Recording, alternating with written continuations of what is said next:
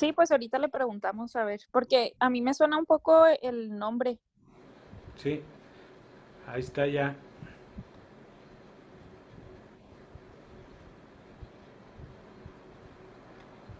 ¿Qué onda, Benjamín? ¿Si nos oyes? Sí, Ok. perfecto. Ahí estoy. Bueno, pues no sé si pudieran abrir sus cámaras todos ahí, si se puede, digo, porque... Entonces, para darle la bienvenida a Benjamín Córdoba, que es este, pues el invitado de hoy. No sé si quieras presentarte, Benjamín. Sí, claro que sí, con mucho gusto. Bueno, pues yo soy Benjamín Córdoba, soy fundador de Coelet, de Fundación Coelet, que nos dedicamos a la prevención del crimen y de las adicciones, cofundador de Litro de Luz México y actual asesor de la Secretaría de Seguridad Pública para la Prevención de las Adicciones a nivel federal. Y bueno, pues he tenido la oportunidad de trabajar en Chihuahua en proyectos con Litro de Luz y pues nada, hoy feliz de estar con ustedes y les agradezco la invitación. Muchas gracias, Eric, por tomarme en cuenta y pues a todos chicos, hola. Oye, Benjamín, pues queríamos llevar así que la plática no fuera como tan unilateral, pues no sé si pudiéramos a lo mejor que explicaras primero así a grosso modo cuál fue el proyecto de Litro de Luz o Little of Light, y contar un poco también sobre o sea, qué haces en Qualet y, y ya en base ahí seguir preguntando cosas ahí de a lo mejor dónde obtienen los fondos, cómo se conformó el proyecto de Qualet, etcétera, ¿no? Bueno, pues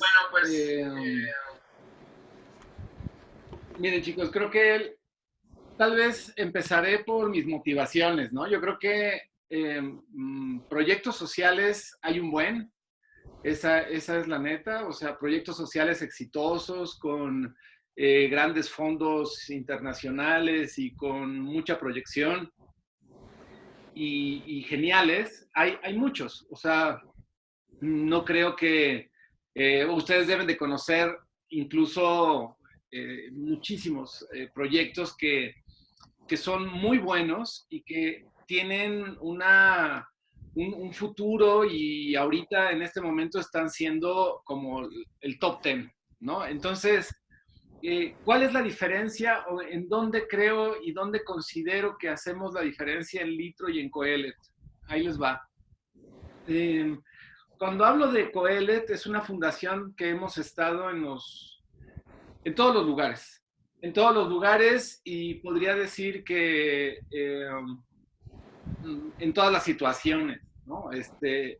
Hemos estado, a pesar de la violencia, del narco, a pesar de las autoridades locales, a pesar de las autoridades federales, a pesar de no tener recursos, a pesar de todo, ¿no? O sea, de hecho, nosotros llegó un momento en el que los chicos y todos los que participamos en Coelet decíamos que Coelet tiene un espíritu coeletense y al espíritu coeletense le llamábamos a ese espíritu donde no nos rajábamos para decirle prácticamente no a ningún proyecto. A veces íbamos a ciertos lugares donde pues nos invitaban las personas, no tenían ni siquiera para darnos para los pasajes y nosotros íbamos. Y yo creo que eso posicionó a Coelet como una fundación muy humana. Les puedo decir que a mí prácticamente, y se los digo así, la neta, como decimos aquí la chilangada, o sea, lo digo así, la neta, a mí ninguna ideología me ha prestado ni más inclusión, ni menor inclusión, ni más humanismo.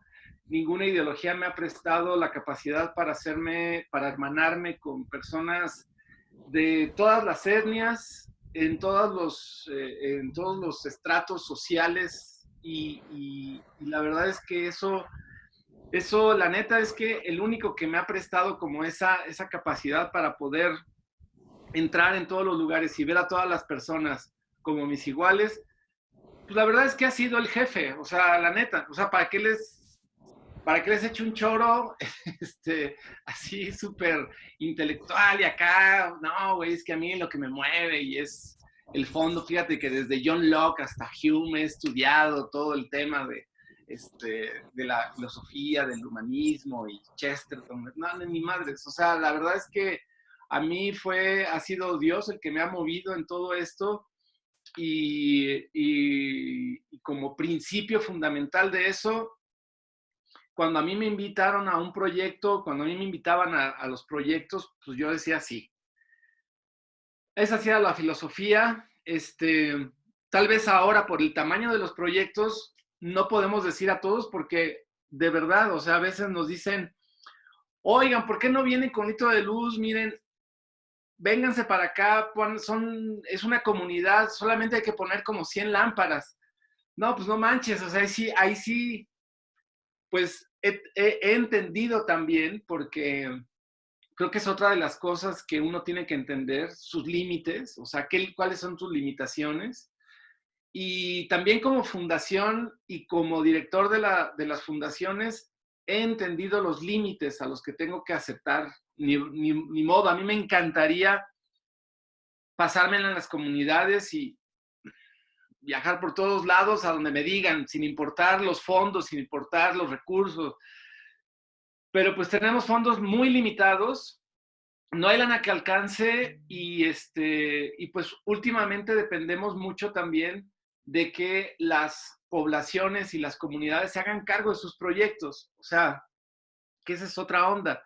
Yo siempre he propiciado que a donde nosotros vayamos, las personas se hagan cargo de sus proyectos. Eso sí, una comunidad que nos dice, vengan, ustedes hagan, ustedes pongan, ustedes estén, y ya, y nosotros nos desentendemos, no voy, de plano no voy, porque eso sería llevar un proyecto que al final van a quedar ahí 40 lámparas o talleres de Coelet con una movilidad social increíble, con temas de entrenamiento para la productividad padrísimos y todo, pero que al final se van a morir porque la comunidad no se va a hacer cargo. Entonces, eso sí, yo creo que los emprendedores sociales debemos tener claro que una de las premisas fundamentales para llevar cualquier proyecto a comunidades es que la comunidad se haga cargo.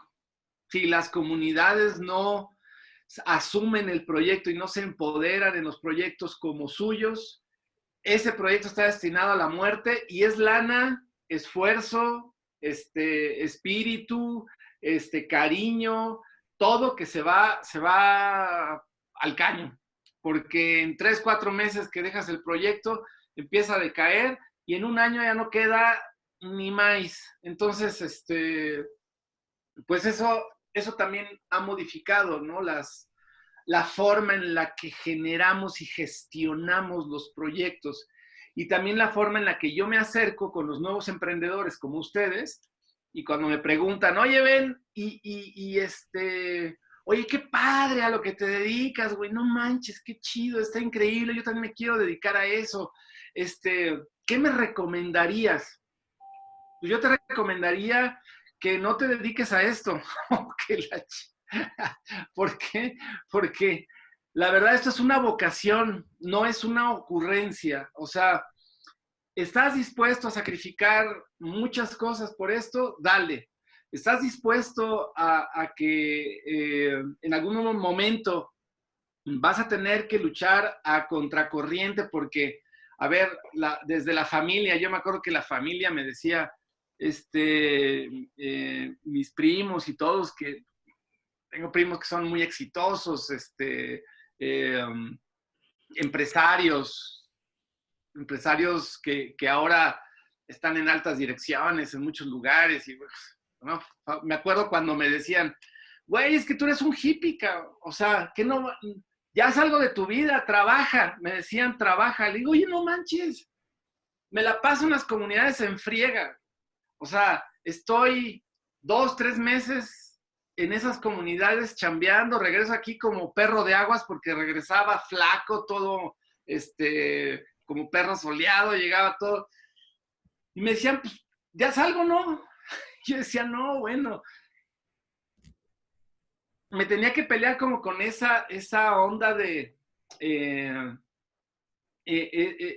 sistema, ¿no? Que te dice, mira, lo que ganas es lo que trabajas. Y entonces, pues como yo no llegaba con los billetes así que se me venían cayendo de los pantalones, más bien venía más roto de lo que me había ido, porque ahora muchas veces regresaba con deudas, ¿no? Entonces, tuve que ir aprendiendo a equilibrar, tuve que ir aprendiendo a manejar y eso también fue atrayendo a la fundación personas que sabían de economía, personas que sabían de administración, personas que sabían de fondos, personas que sabían levantar un proyecto para que te lo aceptaran en una fundación de segundo piso.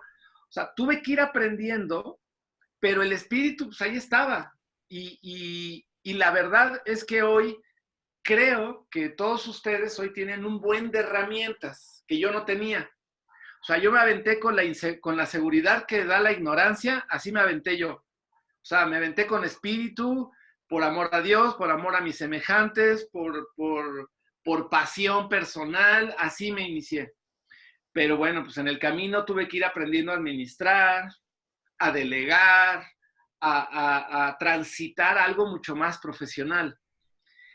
Y ese tránsito, ¿no? Me llevó desde el 98, o sea, ya hace 22 años que inició la primera aventura de Coelet, y luego hace 10 años que inició la aventura de Litro de Luz. Entonces,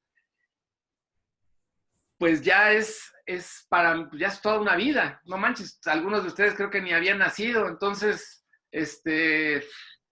ya lo que yo llevo de caminado en esto, pues ya sería el colmo que no lo supiera hacer, no manches, ¿no? Pero lo que a mí me tomó hacer o aprender durante muchos años, ahora ya las universidades te lo enseñan. O sea, ya ahora te dan esas herramientas para que no las riegues como los que empezamos así de Ingesu, ¿no? Sino que ahora ya te enseñan a administrar, fondeo, a presentar un proyecto, ¿no? Incluso hay toda una teoría y una metodología para poder presentar un programa sustentable, con desarrollo, es otra onda. O sea, la neta es que qué padre que les tocó a ustedes eso, aunque, siendo sinceros, nunca te vas a ahorrar, en estos temas sociales, nunca te ahorras ni el sacrificio, ni las horas y los momentos complicados económicos, porque no hay lana que alcance y las necesidades en las comunidades sobran, ¿no? Entonces, bueno, pues hasta aquí mi reporte, Joaquín. Muy bien, Ben, pues no sé, si alguien quisiera preguntar algo o le pregunto yo, no sé, pero pues sería más valioso que ustedes, ¿no? Alguien que se anime ahí.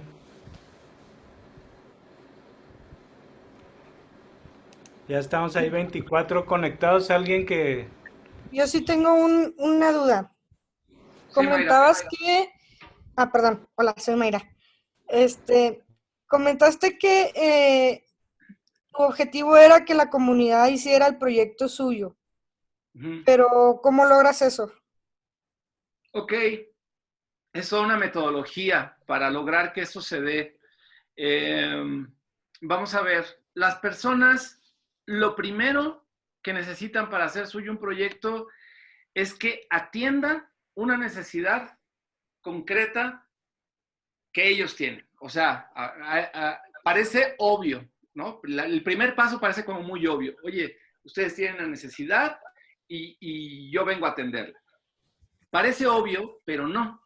¿Por qué? Porque muchas veces la comunidad te dice, oye, yo necesito, voy a poner un ejemplo claro para no teorizar así a especular. No, voy a hablar de un proyecto muy claro. En Coahuila, en una de las cabeceras municipales, allí en Congregación Hidalgo, está la cabecera municipal que es Congregación y luego hay 15 comunidades alrededor, ¿no? Esto es más o menos ahí por donde, ahora sí que por donde Benito Juárez fue a esconder ahí la Constitución y demás, famosa esa cueva, bueno, pues por ahí más o menos. Casa de la...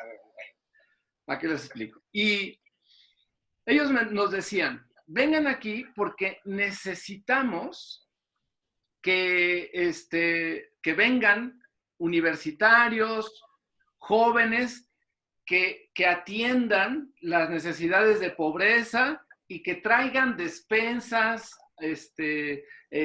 ropa, alimentos y demás, y los distribuyan, ¿no? Ese era como lo que ellos detectaron como su necesidad. Cuando nosotros llegamos ahí, yo detecté que el problema no era exactamente ese. El problema era que los jóvenes estaban migrando hacia Estados Unidos y se estaban quedando sin fuerza laboral. Eso por un lado. Luego, el intermediarismo que tenían una bola de coyotes, que eran los que se quedaban con la lana de toda la producción de lo que se generaba en las cosechas. Y los productores no ganaban, ganaban los intermediarios. Y luego, los chavos que se quedaban sin oportunidades y no salían adelante porque no tenían herramientas y no tenían lana como para generar esas herramientas que les ayudara a salir de la bronca sustentablemente. Entonces, llevábamos camiones, yo llegué a llevar 100 chavos ahí de diferentes universidades y preparatorias y juntábamos camiones de despensas, camiones de ayuda humanitaria, medicinas y demás. Pues ellos ya tenían un tiempo haciendo eso, ellos ya lo tenían haciendo. Claro, llevaban a lo mejor un camión, o sea, cuando nosotros tomamos el proyecto creció. ¿Pero qué creen? Que la comunidad, llegaban esos camiones y el resto del año no pasaba nada. No había nada. Nada. Se repartía eso y no quedaba absolutamente nada. Entonces, yo le dije, el que nos conectó ahí, porque además era una zona de narcotráfico muy peligrosa, era una zona muy complicada, estaba un pueblito ahí que se llamaba San Antonio, donde habían, digamos, la ocupación de ese pueblo eran ser sicarios del narcotráfico. Y entonces, para poder entrar ahí, yo tuve que entrar a través del párroco. Y no nos dejaban entrar a San Antonio hasta mucho tiempo después, casi 5 años después de estar trabajando ahí constantemente, nos dejaron entrar a San Antonio a hacer proyectos de educación, de entrenamiento para habilidades para la vida. O sea, nosotros empezamos a gestionar algo que no nos pidieron, pero que sí necesitaban. No sabían que necesitaban, pero nosotros hicimos un diagnóstico. Entonces yo te diría, para poder saber y entender qué necesita una comunidad, hay que diagnosticar a fuerza. Si tú no haces un diagnóstico, si tú solamente te avientas como nosotros al principio, pues a mí me dijeron, oye, ven, pues yo lo que les decía, ¿no? O sea, a mí me decían, ven, y yo decía, órale, va, Inge, ¿a dónde hay que ir? Órale, hay que organizar chavos, hay que gestionar ayuda humanitaria, va, lo hago. Pero cuando llegué allá, dije, esto tiene que cambiar. Si yo sigo haciendo esto cada año, nunca vamos a acabar y la gente va a seguir avanzando en su pobreza. Porque, la pobreza no se detiene por sí misma. No se detiene con despensas, ni se detiene con lana. No, la única forma de detener la pobreza es trabajando en los talentos de las personas, porque eso es lo que los va a ir empoderando, que recobren su dignidad como persona. Cuando tú les presentas un proyecto donde se sienten dignos, donde ellos empiezan a aportar sus talentos, donde los jóvenes empezaron a hacer cargo de ciertos programas que iniciamos ahí, y entonces empezamos a conectar a los jóvenes, a los adultos, con una gestión local en Torreón, que era lo que les quedaba más cerca, porque además, a ver, nosotros íbamos desde la Ciudad de México. Pues eso no era viable. O sea, no había manera. O sea, en camión nos hacíamos 18 horas. Entonces, y llevar 100 personas, 4 camiones, no era algo que pudiéramos hacer todos los meses, ¿no? O sea, tenía una limitación. Entonces, cuando nosotros logramos que las personas hicieran cargo, ellos empezaron a conectar con empresarios locales de la laguna, proyectos, por ejemplo, de agua, o sea, ahí había agua, pero había que sacarla del subsuelo. Este diagnóstico nos dimos cuenta que lo que les faltaba para producir más no era ni más semilla, ni más insumos, era agua. Pero el agua había que sacarla del subsuelo. Entonces, para sacar agua del subsuelo, pues era un pedacito del alma, porque no es así como dicen por ahí algunos, que nomás metes como meter un popote y sacas agua y sacas petróleo y ni madre. O sea, no, eso no existe. O sea, hay que meter una maquinaria especial y cuesta casi $1,500,000 cada pozo para poder sacar esa agua y poder tener agua en los lugares. Empezamos a gestionar esa cuestión de pozos. Pero luego teníamos que gestionar, vamos a decirlo así, el arreglo de viejos rencores y resentimientos entre pueblos. Todo esto, Mayra, te lo platico porque, como te darás cuenta, para que una comunidad se empodere de un proyecto, no hay una varita mágica que te diga, ¿cómo lo hago? Ah, pues mira, haz ABC y tan tan se acabó. No, es un trabajo de diagnóstico permanente, de gestión de la negociación de ellos.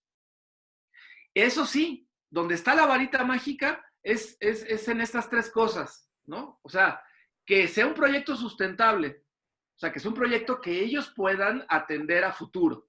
Si tú les llevas un proyecto que ellos no puedan atender a futuro, así cumplas todos los pasos y te mates ahí, lo van a abandonar, porque si no es sustentable, ellos no le van a poder estar inyectando lana de su bolsillo para que el proyecto se mantenga. O sea, tiene que ser algo que dé, por lo menos para mantener el proyecto. Y luego tienes que darles herramientas, esto es importante, herramientas para la vida y herramientas para la productividad. O sea, las herramientas para la vida son autoestima, resiliencia, capacidades psicosociales, psicoafectivas. Esas cosas los tienes que dar. ¿Orientado a qué? A recomponer su sistema productivo, social y demás. Y entonces estás trabajando en todos los ambientes, de tal manera que cuando el proyecto se empieza a caer, la misma comunidad dice, oye, no, espérense, no manchen, no lo podemos dejar caer, porque de este proyecto están dependiendo no solamente mujeres, no solamente niños, no solamente jóvenes, está dependiendo toda la comunidad. Y entonces la comunidad se hace cargo, que esa sería mi otra recomendación. Cuando los proyectos solamente gestionan una sola cosa, es un grupito. Voy a plantear algunos proyectos que yo he visto morir, o sea, nacer y morir. Y esos los he visto morir y nacer desde que yo inicié con todo este rollo. Decían, violencia de género. Y había proyectos que solamente trataban violencia de género. Pero se les olvidaba que la violencia de género estaba relacionada con adicciones. Y que las adicciones y la violencia estaba también relacionada con un modus vivendi que tiene que ver con las rutas del narcotráfico, las rutas criminales, en fin.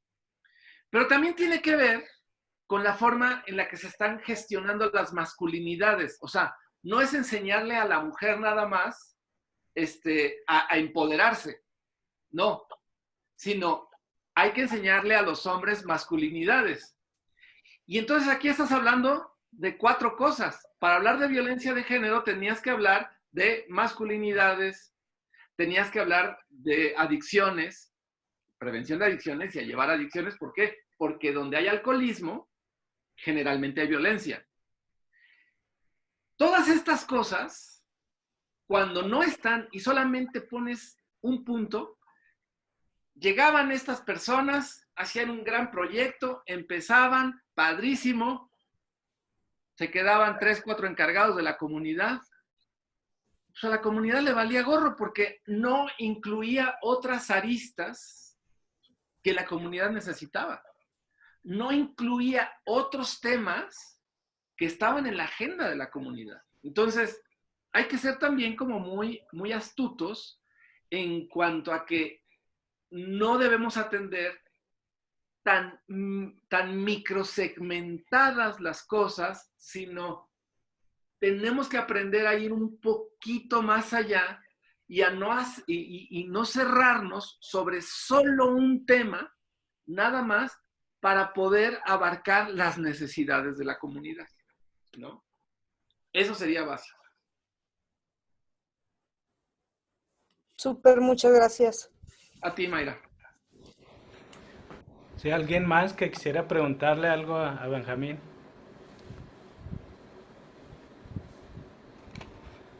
De la experiencia o del proyecto de Litro de Luz, no sé. Yo, ¿tiene alguna experiencia que lo haya marcado así mucho? O sea, que haya visto un cambio increíble o algo que se le venga a la mente. Sí, pues mira, se me vienen, ahorita que me preguntas esto, se me vienen, no sé, todos los proyectos, yo creo, porque cada proyecto aprendes algo, pero te voy a explicar, te voy a decir, a compartir dos. Y les comparto a todos dos proyectos que a mí me marcaron muchísimo. El primer proyecto que me marcó muy cañón fue cuando yo salía del tema de adicciones y de relajo. Yo personalmente, a los 18 años, estaba recuperándome como persona y estaba recuperando mi vida. Y en ese momento decidí irme a trabajar con el padre Alfonso Navarro al proyecto de la JUSCO en el Sistema Integral de Evangelización. Yo me fui porque quería trabajar con adictos y ellos estaban llevando gente del Bronx, trajeron especialistas del Bronx y de un grupo que se llamaba Youth with a Mission, que era un grupo que venían de varios lugares del mundo con conocimientos sobre temas de jóvenes, adicciones, y llegaron ahí a compartir todas sus experiencias artísticas, psicológicas, por supuesto, misioneras y muchas experiencias que ellos sabían. Había de todo, constructores de espacios, pedagogos, bueno, había de todo. Ese proyecto me marcó muchísimo porque, digamos, le dio un sentido más allá de un sentido de derechos humanos. O sea, en vez de decir, voy a ir a defender a las personas, no me fui a defender a las personas, no me fui a defender un grupo, no me fui a defender una posición ideológica, no, me fui a defender la dignidad de la persona. Eso cambió todo mi panorama. O sea, si yo no he tenido, si yo no me he aventado, y lo digo neta, o sea, a pesar de mis papás, porque mis papás me decían, no manches, o sea, estás terminando la prepa, te estás yendo a consagrarte a una cosa loquísima y además a dedicarte a los adictos y a esas cosas, o sea, ¿qué onda contigo? No manches.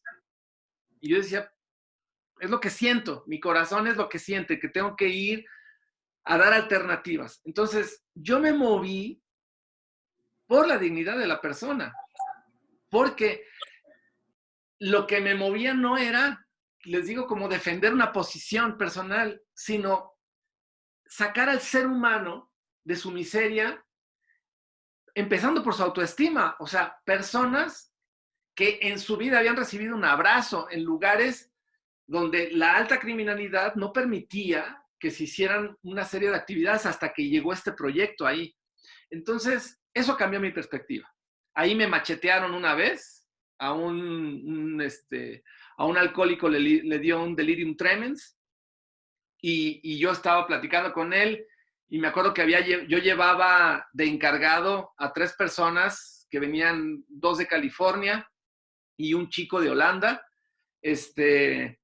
y ahí nos sacaron un machete y no, mamá, o sea, ahí sientes que está cañón, pero esa experiencia también me llevó a quitarle como la parte romántica a este tipo de proyectos. O sea, yo me di cuenta porque bueno, esa es una de muchas las que la libré, ¿no? Ese día yo me defendí con una silla metálica y logramos salir del rollo.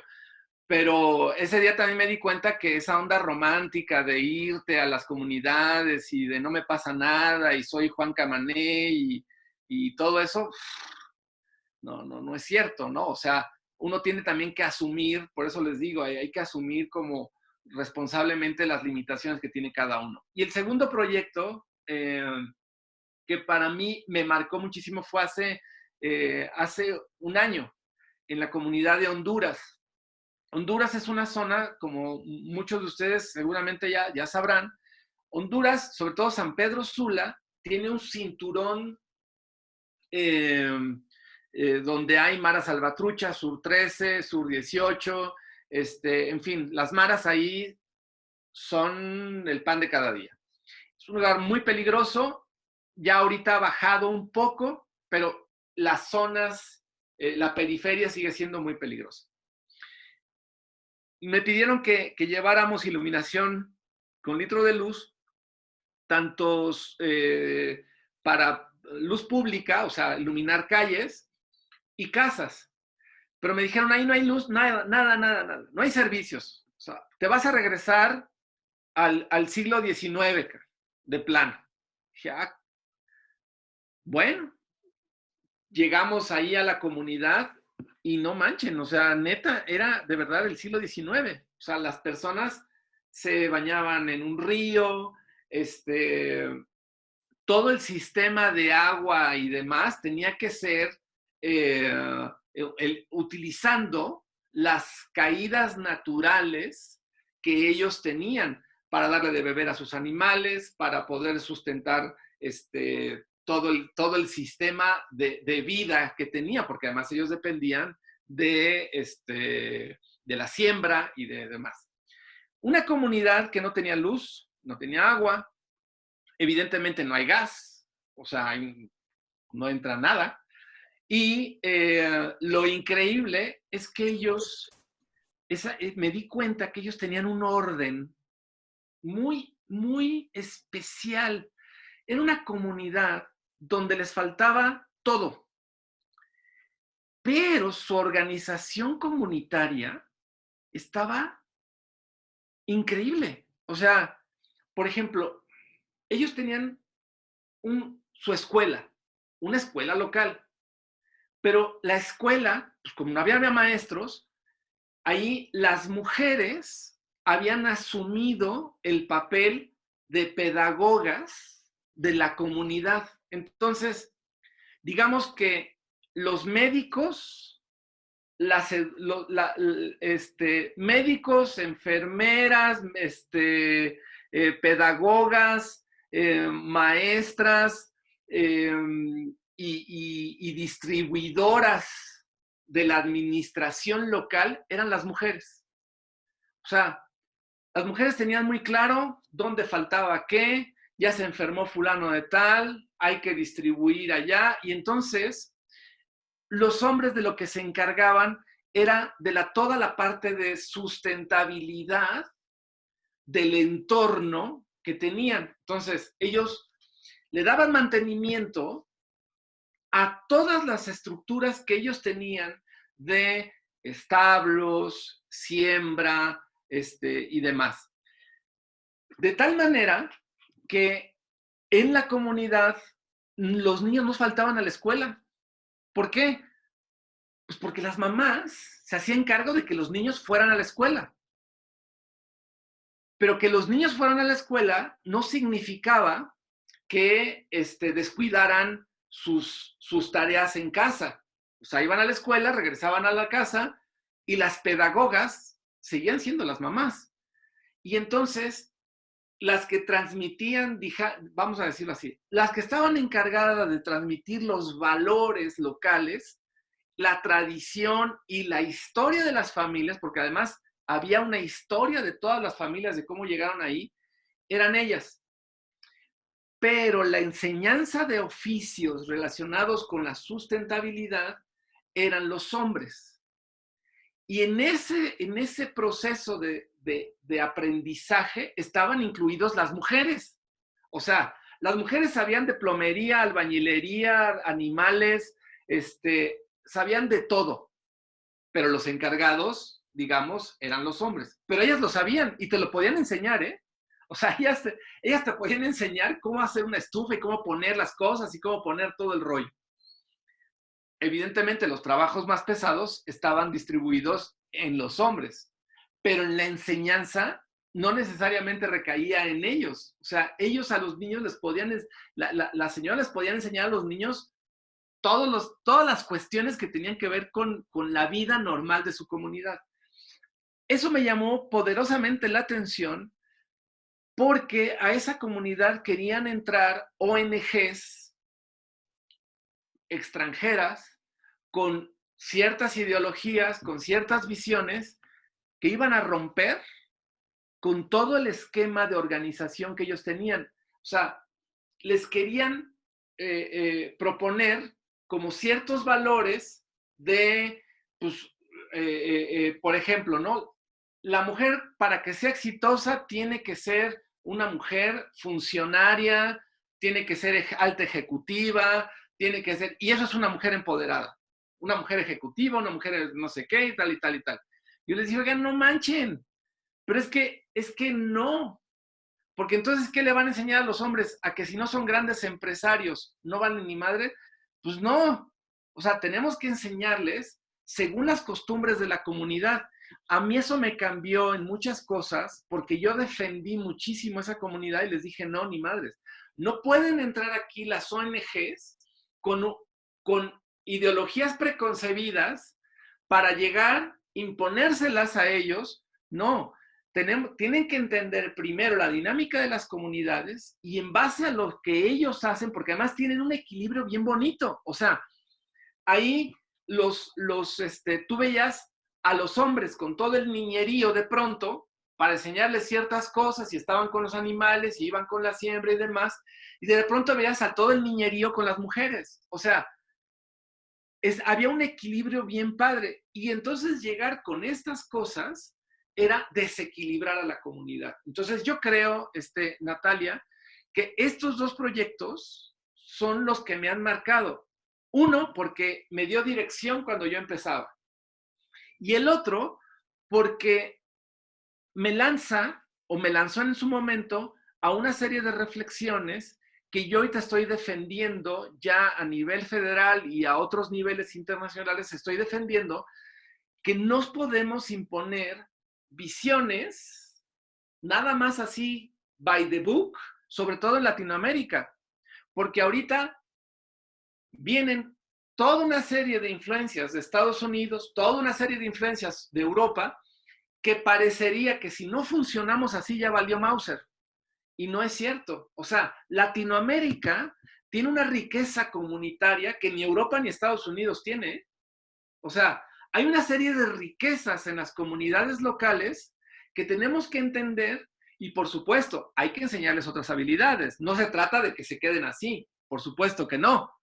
Pero tenemos que entender dónde están cimentados sus valores para que a partir de esos valores nosotros les ayudemos a construir una comunidad donde, a ver, a esa comunidad no le faltan valores, ahí no hay violencia, o sea, en una comunidad pacífica, en medio de toda la violencia y el desmadre que hay alrededor, porque tú veías el relajo que hay en otras comunidades de San Pedro Sula y ahí no lo había.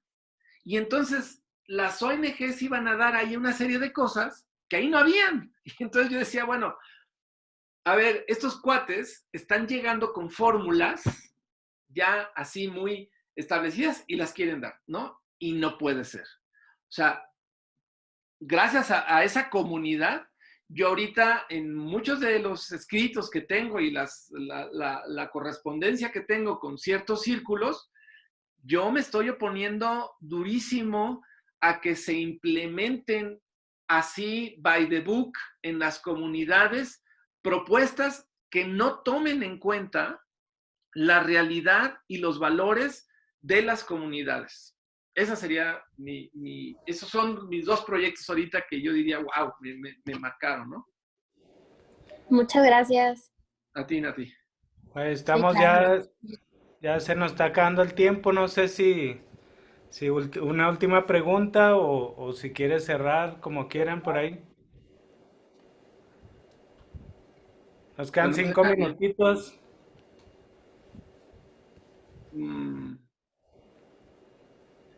¿Alguien más? Si no, bueno, pues agradecerte, Benjamín, tu tiempo, pues tu charla, tu motivación. Creo que pues haberte invitado siempre es como motivador para los muchachos y pues me da mucho gusto que nos hayas acompañado y muchas gracias. Sobre no, pues, todo en estos tiempos de confinamiento y clases así virtuales, ¿no? pues mira, Eric, agradecerte a ti y solo cierro diciendo que algo que ya nos dimos cuenta, que es, dicen muchos, que es la nueva normalidad y que las cosas han cambiado mucho con esto. Yo les lanzo un reto, o sea, para las comunidades más alejadas, para las comunidades que están sin servicios, para las comunidades donde no llega ni la vigilancia del Estado, donde llegamos los mismos de siempre. ¿Esas comunidades realmente van a cambiar? ¿O será que nosotros nos vamos a tener que adaptar a una vida más comunitaria de ese estilo? O sea, es una reflexión que ahí les dejo. Piensen ustedes lo que quieran, reflexionen Muchas ustedes lo que quieran, pero ahí viene. Mil gracias. Muchas gracias. Gracias. A ustedes. Bueno, pues muchas gracias a todos. Ya esta es la última clase del semestre, con un cierre súper chido aquí con Benjamín. Y bueno, pues muchas gracias. Nos despedimos entonces y pues otra vez dándote las gracias y bueno, Dios los bendiga. Esperemos que todo salga muy bien ya al final del semestre. Gracias, nos vemos. Gracias, estuvo muy padre la clase. A todos. Bye, gracias. Gracias.